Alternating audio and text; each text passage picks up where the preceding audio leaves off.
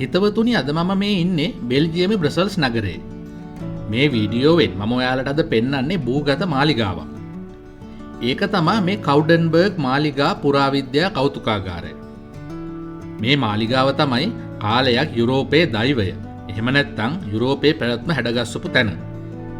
හැබැයි අද මේ මාලිගාව බ්‍රසල්ස් නගරේ නවීන ඉදිකිරීම් වලින් වැහිලා පොළොව යටට ගිහින් තියෙනවා. එහෙනම් අපි යමු මේ සුවිශේෂී භූගත මාලිගාව බලන්න.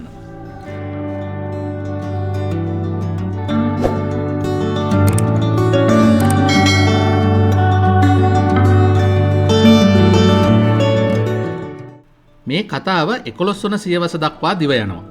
බෙල්ජියම බිහි වෙලා තිබුණේ නැති කාලෙක මේ ප්‍රදේශයේ පාලනය කරපු ආදිපාදවරු තමයි මුලින්ම මේ කවුඩන්බර්ග් මාලිගාව නිර්මාණය කරන්නේ. ප්‍රදේශයේ පුංචි උස්බිමක තිබුණු බලකොටුවක් ක්‍රමානුකූලව බලයේ සහ ආධිපත්‍යයේ සංකේතයක් වශයෙන් අලංකාර මාලිගාව බවට පත් කරගන්න ඔවුන් කටයුතු කළා. ශතවර්ෂ ගණනාවක් තිස්සේ මේ මාලිගාවේ සංවර්ධන කටයුතු සිද්ධ වුණා. ඇත්තටම මේ සුවිශාල කවුඩන්බර්ග් මාලිගා සංකීර්ණය ඒ කාලේ යුරෝපයේ තිබ්බ සුවිශේෂී නිර්මාණයක්. අලංකාර සම්මන්ත්‍රණ ශාලා, දෙව්මැදුරු, උද්‍යාන, රාජකීය කුටි එක්ක මේ මාලිගාව මේ පාලකයින්ගේ ධනවත්කම වගේම රාජකීයත්වයේ ලොවට කියාපෑවා. විශේෂයෙන්ම 16 වන සියවසේදී මේ ප්‍රදේශයේ පාලකයා වෙච්ච 5 වන චාල්ස් අධිරාජ්‍යයා විසින් මේ මාලිගාව යුරෝපයේ දේශපාලන සහ පරිපාලන කේන්ද්‍රස්ථානය බවට පත් කළා.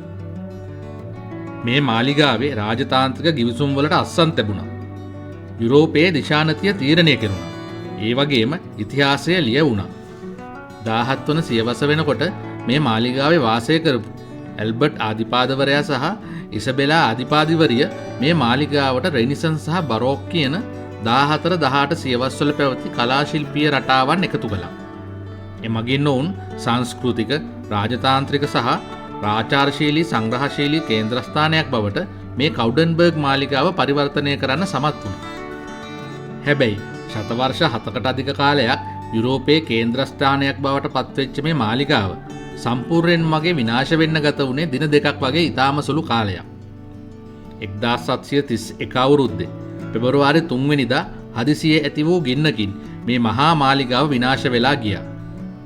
නිල වාර්තාවල කියවුනේ මාලිගාවේ මුළුතැන් ගෙයි ඇති වුණු ගින්නක් මීට හේතු වුණා කියලා. හැබැයි තවත් ඇසින්දුටු තොරතුරු අනුව කියවුනේ ආදිපාදවරියට නිින්ද යාමට පෙර ඉටිපන්දම නිවන් අමතක වීම නිසා මේ ගින්න ඇයගේ කාමරේ නැරඹුණා කියලා. කොහොම වුණත් මාලිගාව නිර්මාණය කරන්න බහුලව භාවිතා කරපු දැව නිසා ගින්න වේගයෙන් පැතිරිලා තියෙනවා. කොහොම හරි මේ මහා විනාශයෙන් පස්සේ මාලිගාව නැවත ගොඩනගන්න පාලන අධිකාරිය උත්සාහ කළේ නැහැ. ඒ වෙනුවට ඔවුන් මේ භූමියේ අද අපි දකින රාජකීය චතුරස්‍රය සහ ගොඩනැගිලි ඉදි කළා. පොළොව මත අලුත් නගරයක් ඉදි වුණා. හැබැයි කාලයක් ධනයෙන් බලයෙන් වැජඹුණු කවුඩන්බර්ග් මාලිගාව පොළොව යටට යමින් ජනතාවගේ දර්ශනයෙන් ඈත් වුණා.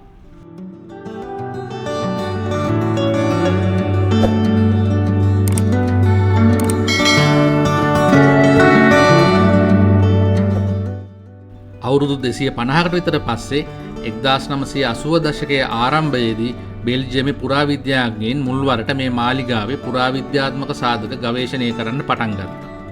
කවුඩන්බර්ග් මාලිගාවේ අත්තිවාරම්, මාර්ග, රාජකීය කුටි, සම්මන්ත්‍රණ ශාලා, දෙව්මැදුරු ක්‍රමයෙන් මතු කරගන්න මේ පුරාවිද්‍යාඥයින්ට හැකි වුණා. අද අපි මේ දකින්නේ බ්‍රසල්ස් නගරයේ යට ඒ විදිහට ඉස්මතු කරගත්ත පුරාවිද්‍යා කැණීම් භූමිය. හිතවතුනි මේ පුරාවිද්‍යා කෞතුකාගාරයේ නටබුන් එකතුවක් විතරක්ම නෙමෙයි.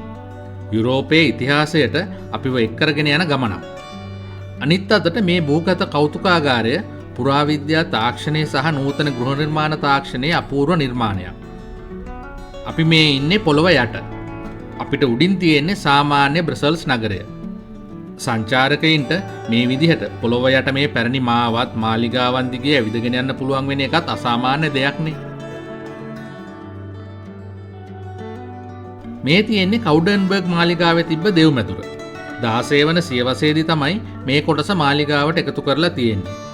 ගොතික් ගෘහ නිර්මාණ ශිල්පයට අයිති ලක්ෂණ මේ දෙව්මැදුරේ දකින්න පුළුවන්. 1731 ගින්නෙන් මේ දෙව්මැදුර ඉහළ කොටස විනාශ වෙලා තියෙනවා. ඊට පස්සේ අලුත් නිර්මාණ කිරීමේදී බිම සමතලා කරලා පොළව උඩ ඉදිකිරීම කරලා තියෙනවා. පසුකාලීනව පුරාවිද්‍යාඥයින් මේ ප්‍රතිනිර්මාණය කරලා තියෙන්නේ ඒ දෙව් මැදුරේ පොළොව යට වෙච්ච පහළ කොටස.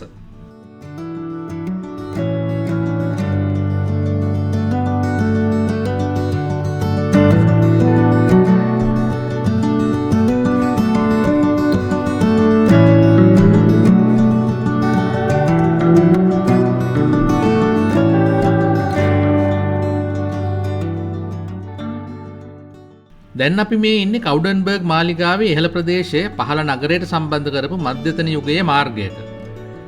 මේ පාරේ නම ඉසබෙල්. ඒ කාලේ විවෘත මාර්ගයක් වෙච්ච මේක පසුකාලීන සංවර්ධන කටයුතුවලදී වැහිලා ගිය තැනක්.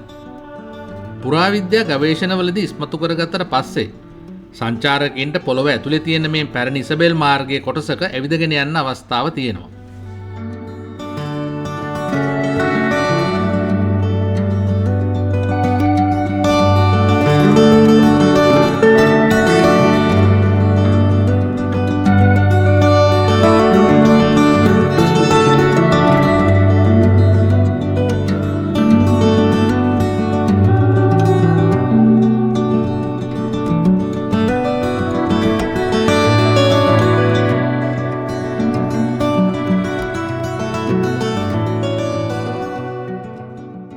මේ මාලිගාවේ තිබ්බ සුවිශේෂී තැනකට තමයි අපි දැන් මේ ඇවිල්ලා ඉන්නේ. මෙතනට කියන්නේ අවුලා මැග්නා කියලා. මේක උත්සව ශාලාවක්. ඉදි කරලා තියෙන්නේ 15 වන සියවසේදී. මේ ශාලාව යුරෝපයේ තිබ්බ ඉතාම වැදගත් දේශපාලනික සිදුවීම් සිද්ධ වෙච්ච තැනක්. රාජතාන්ත්‍රික පිය සංഭാෂණ මාලිගාවේ උත්සව වගේම 1555 අවුරුද්දේ 5 වන චාල්ස් අධිරාජ්‍යයා සිය දුරය නිල වශයෙන් අත්හැරීම සිදු වුණෙත් මෙතන. ගින්නෙන් විනාශ වුණාට පස්සේ අද අපිට දකින්න තියෙන්නේ මේ පොළොව යට තියෙන අත්තිවාරම් සහ බිත්ති කොටස් විතරයි.